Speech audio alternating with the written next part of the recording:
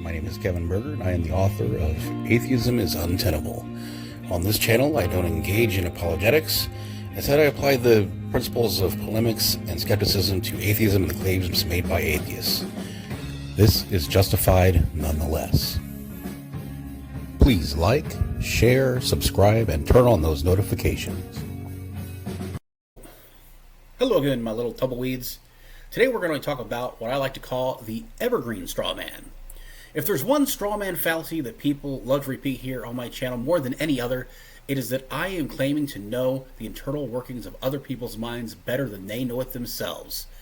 I defy anyone to provide a direct quote from me, either verbal or written, where I've actually claimed to know what someone else believes. I do this with a great deal of confidence because, all hyperbole aside, I do not make that assertion. I don't. In fact, I've gone on record stating explicitly and repeatedly otherwise, which I will now do yet again. I don't know if anyone that expresses the position of non-belief actually holds a position of disbelief. I don't claim to know that anyone who expresses a position of non-belief actually holds a position of disbelief, and I'm not sure if it's possible to know that anyone who expresses a position of non-belief actually holds a position of disbelief. So nice, I'll say it twice. I do not know that anyone who expresses non-belief actually holds a position of disbelief. I don't claim to know that anyone who expresses non-belief actually holds a position of disbelief, and I'm not sure if it's possible to know that anyone who expresses non-belief actually holds a position of disbelief. My argument was, is, and shall remain that because beliefs are private mental events not subject to direct empirical observation, we cannot positively identify specific beliefs within the brain to rule out the presence of any particular belief, and belief can be held without conscious awareness. The argument that I am the expert of my own mind is both a psychologist's fallacy and potentially an omniscience fallacy, and therefore no one can know that a belief is absent, even if it is, and that includes the subject in question. I have provided evidence that beliefs manifest in reality as brain activity that is observable and measurable. I have provided evidence that a genuine difference in brain activity between atheists and religious people has already been substantiated. I have challenged people for 5 years to provide empirical evidence of the claimed distinction between the brain activity of self-identifying atheists who express belief in the non-existence of any deity and that of self-identifying atheists who express a mere lack of belief in any deity, and none has been presented thus far.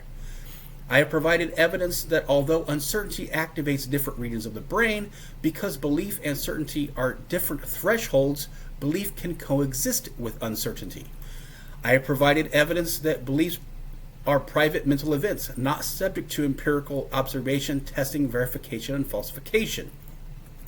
I have provided evidence that belief is impacted by a wide variety of factors beyond evidence and reason over which subjects have no control. I have provided evidence that belief is involuntary.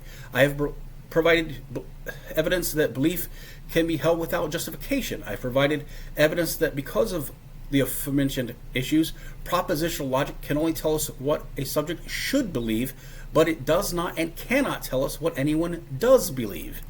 I've provided evidence that belief can be held without conscious awareness.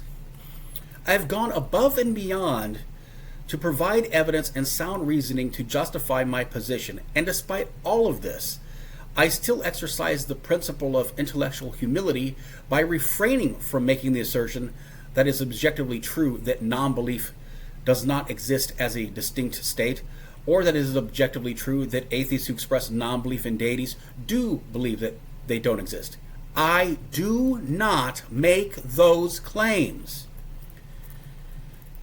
Conversely, atheists persist in arguing that there is a distinction, yet they rely on the same type of bad arguments, analogies, and personal anecdotes that they reject from religious people for the proposed existence of a deity.